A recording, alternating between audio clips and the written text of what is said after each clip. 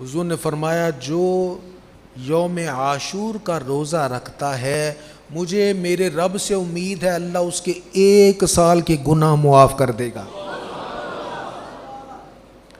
اچھا، یہ ہم نے جب بخاری شریف ہم پڑھ رہے تھے دورہ حدیثی میں، وہاں ہمارے استادوں نے پڑھا تھا کہ جب امید والی بات حضور کے کلام میں آئے نا تو اس امید کو امید نہیں بلکہ یقین والا معنی دینا ہے۔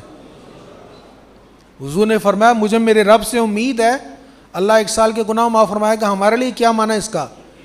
یقین کرو 1 سال کے گناہ معاف ہو جائیں گے۔ تو بھئی ارادہ کر لیں۔ ویسے تو حضور علیہ السلام نے یہ بھی حکم فرمایا کہ یہودیوں کی مخالفت کرو۔ 10 محرم کا روزہ وہ بھی رکھتے تھے، فرمایا ان کی مخالفت کرو، 10 کے ساتھ 9 کو ملا لو، یا 9 کو ملا لو یا 11 کو ملا لو۔ لیکن اس حدیث پر اگر عمل نہیں ہو سکا آپ کا، یعنی اگر آپ آج کا روزہ نہیں رکھ سکے تو اس حدیث پر ضرور عمل کریں جس میں حضور نے فرمایا کہ جس نے 10 محرم کا روزہ رکھا 1 سال کے گناہ معاف۔ نیت کر لیں ابھی انشاءاللہ۔ اور دوسری حدیث پر بھی عمل ہو سکتا ہے نا، اگر آپ 9 کا نہیں رکھ سکے تو 10 کے ساتھ 11 کا ملا لیں۔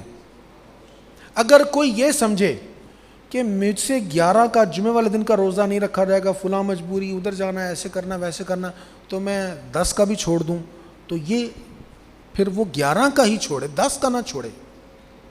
اگر کوئی مجبوری ہے نا آپ کو، آپ جمعے والے دن روزہ نہیں رکھ سکتے، 2 حدیثوں پر عمل نہیں ہو رہا، ایک پر تو عمل ہوگا نا، 10 والی حدیث پر عمل ضرور کرنا ہے۔ یہ بات تھوڑی سی وضاحت سے میں اس لیے عرض کر رہا ہوں، کچھ لوگ یہ سمجھتے ہیں جی میں جو 11 دا بھی نہ رکھ سکیا، 9 دا تو میرے کو چھوٹی کیا، جو 11 دا بھی نہ رکھ سکا تو پھر میں نہ رکھاں۔ بھئی نہ والی بات نہیں ہے، 10 محرم کا روزہ ضرور رکھیں۔ اتنی بڑی خوشخبری میرے آقا نے سنائی ہے، سب لوگوں کی بات کو ہم غلط کہہ سکتے ہیں، میرے حضور کی بات غلط نہیں ہو سکتی۔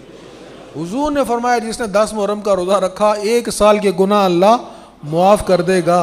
اتنا بڑا بونس مل رہا ہے، کون بیوقوف چھوڑے گا؟ انشاءاللہ ہم روزہ رکھیں گے انشاءاللہ۔